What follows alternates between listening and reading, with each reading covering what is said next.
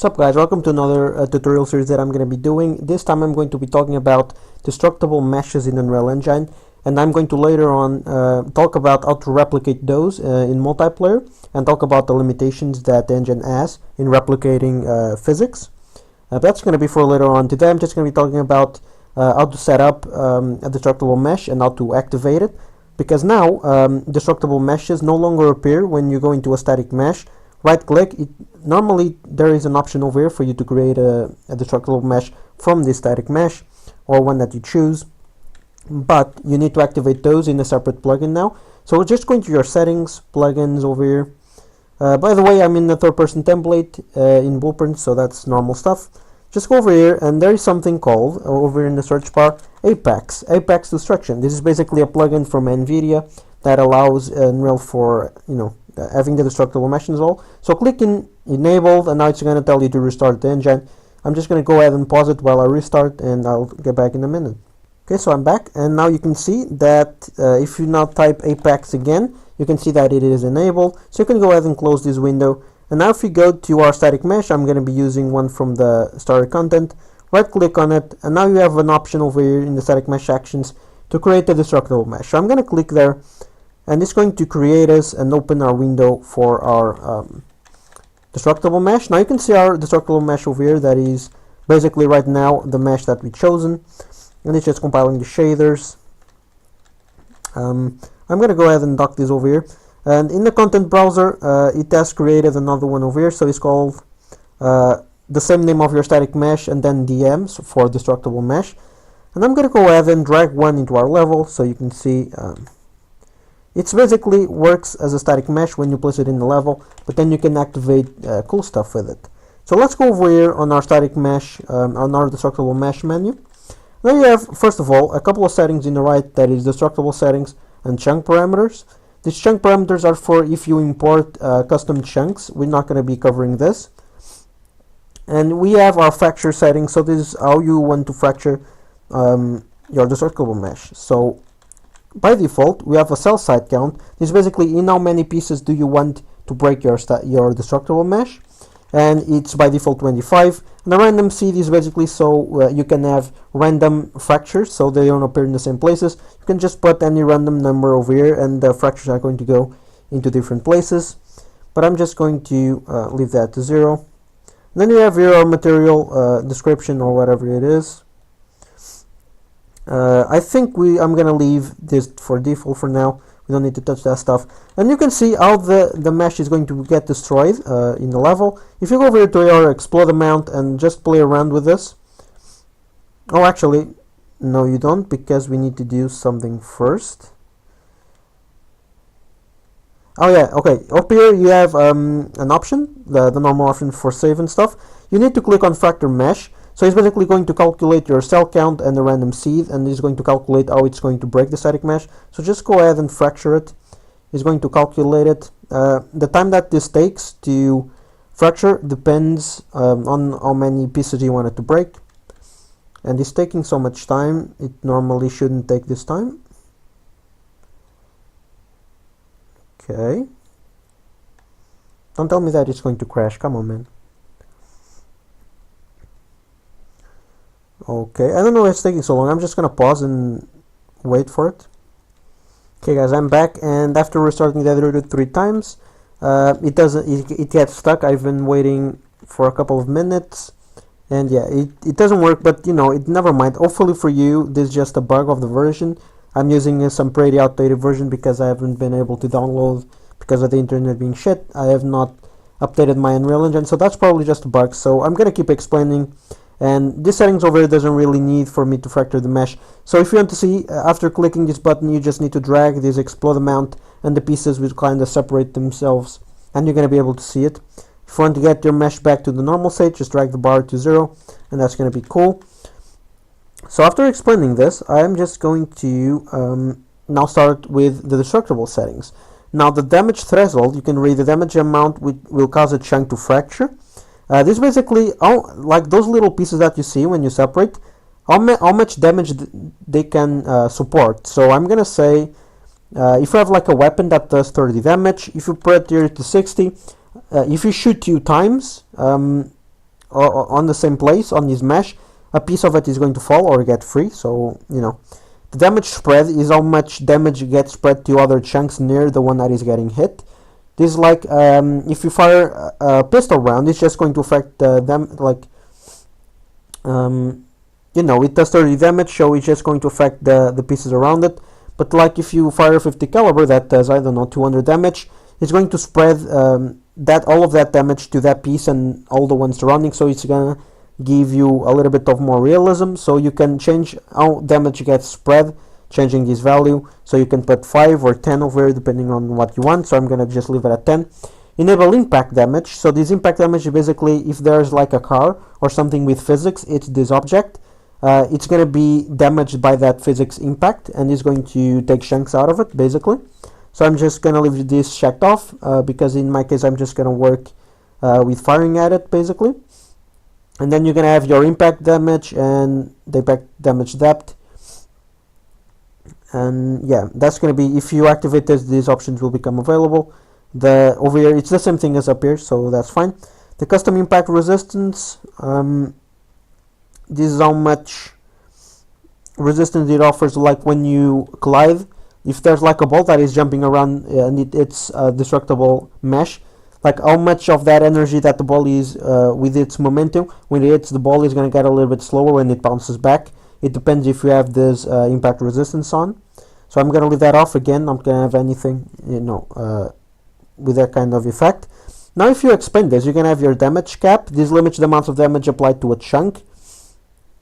And for example, if you put this damage to 100, if you have like a weapon that does 30 damage, it's going to be 30, 60, 90. But then the fourth shot is not going to apply any damage because it's going to go over the 100 damage. This is going to prevent for you to destroy a static destructible mesh that has like damage, like with 1,000 damage you destroy the entire mesh. This is going to prevent you for giving 1,000 damage in the same piece, so you don't destroy an entire destructible mesh firing it at the same place. So this helps you do that. So I'm going to leave that 100. Now I never really touched with this kind of stuff, the impact velocity threshold, the max chunk speed, like it's, with how much speed is going to, like an explosion, how much speed is going to the chunk given that kind of stuff. So this stuff I'm going to leave at 0 because maybe we get later on if I create a grenade or something, but probably not. And the fracture impulse scale, it doesn't really matter. I don't know what it does, but I never found it that I need to use it. So now the debris is basically the pieces that fall off, and this lifetime is basically going to be, well, how much time do I want each individual chunk when it gets pulled off to have its own physics? So if you have like between 1 and 10, after 10 seconds, that piece of physics that are in a chunk, that chunk is going to basically turn itself into a static mesh, I think, or it will disappear. Okay, it will be destroyed. So they will disappear after 10 seconds. The pieces that fall off, they will disappear. You can see that in the Battlefield games, because when you have a lot of pieces applying physics to it, if you don't destroy them after a while, your CPU is going to start overloading, and you need to optimize this for performance. So if you are having performance issues with destructible meshes, these are the settings that you need to adjust to make them better. I will leave the default values over here and not touch them, because that will be these are the perfect values on quotes for the default what someone needs from a destructible mesh. The valid bounds over here, I don't really know what this is, but I never needed to change it with what I was doing, so I'm not going to touch that. Now the flags, we need to activate a couple of things over here. Accumulate damage, basically it will allow you to the chunks to accumulate the damage. So basically if you have a damage threshold, they have 60. If you one time with the 30 damage but you don't accumulate damage, it's going to get 30, 30, 30, 30, and it won't accumulate the damage. So make sure to activate this for you to have that. Asset defined support is if you want the chunks. Okay, so if you want, for example, if you have like other destructible meshes near it that is going to assume as something that will support other static meshes, I'm trying to think of an example. Imagine a table with that is a destructible mesh with another destructible meshes on top. If you set to find support for this, if you activate this and imagine that this is the table, the objects in top of it, like the base of those objects, because they are colliding with support that you're just set over here to define that as support, those bases are not really going to break apart because they have something to stand on that you're told that are define support. This works well between static mesh, destructible meshes. That's what you want. Wall support is what you use when you want to, like your destructible meshes to be like supported by other static meshes in the level that are not destructible. So normally you would want to activate this. So like if you have a piece of a door that is connected to you know, that those things that rotate the door, if those things that rotate the door are a static mesh, they're not destructible, but the door is. If you don't set this to true, the door is just going to fall off. But if you leave this activated, the door will stuck to those things and it will basically get support from those static meshes, but you need to activate that for that to happen.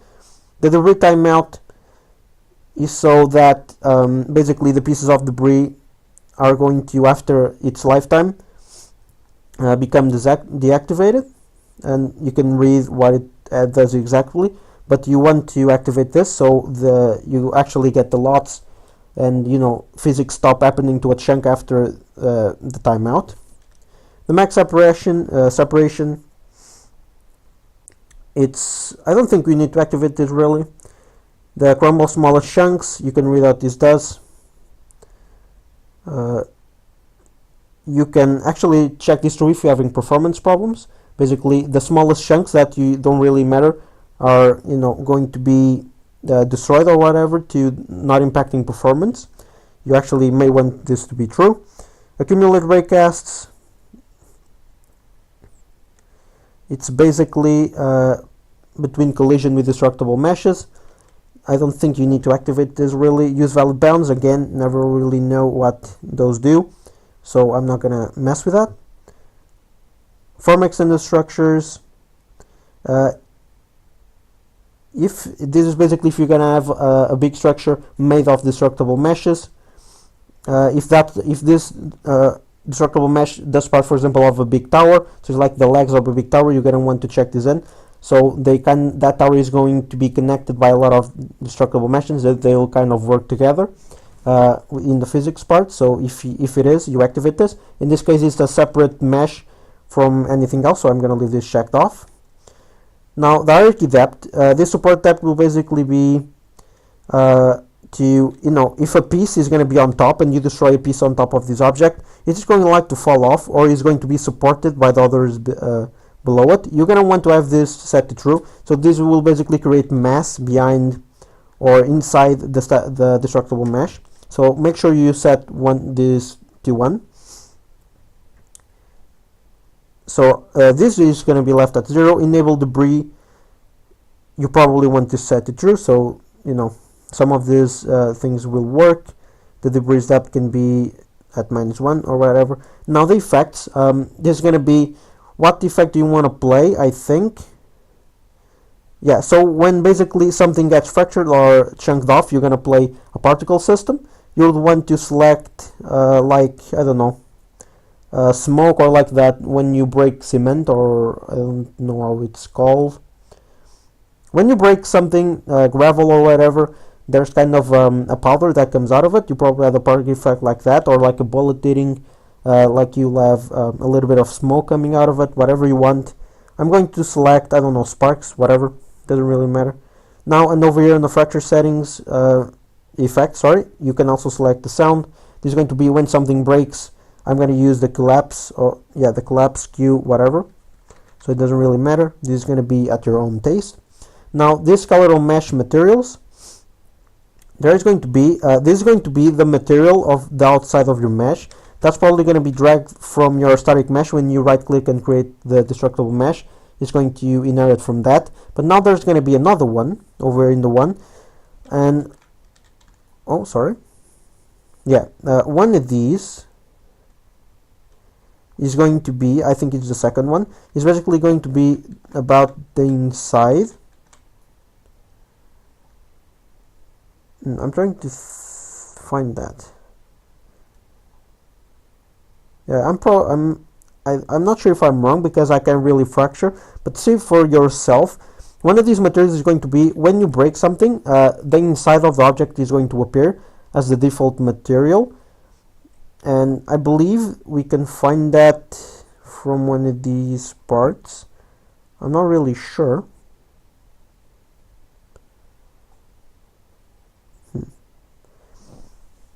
I think it's probably the second material or something like that. That the inside of object, like when you break something, is going to show the inside of the mesh, and there's like one of these materials I think is going to be what material appears on the inside part of the mesh, because when you construct a mesh that is a normal static mesh, it's actually hollow inside. But when you convert this to a destructible mesh, the inside is going to be basically is going to be full of stuff. So it's like it's actual a mesh inside it. Is not going to be nothing inside it. Is going to be covered by something, and the material that appears there is going to be, I think, the second one. I'm not sure about that, but I think it is. This animation, I think it doesn't matter if you don't import FBX chunks. I'm not sure if we can change that because you don't have anything to create over here. The import settings, it's for basically the mesh, so it doesn't matter. And yeah, the sampling doesn't matter, and the thumbnail, it actually doesn't matter. So I think that's everything that I wanted to cover in this first video. So this basically, I think I talked about every option over here. Remember the ones that are more important: the damage threshold, the spread of the damage. Make sure to accumulate damage and set up world support, and set the support depth to 1. That's basically the most important stuff that you need to take off of this. The rest is kind of optional or more specific to you if you want to do something. But yeah, I'm not sure if they updated this in later versions of the engine, but everything should work fine with the previous ones because these options never really changed. So yeah, if you guys have anything for me to do about destructible meshes or to talk about, leave them in the comments. The next video, I think I'm going to enable our character to shoot a line trace, and so you can actually apply damage to this and see what happens in real time. And yeah, hopefully you guys enjoyed. Thank you guys so much for watching, and I'll see you all in the next one. Bye bye.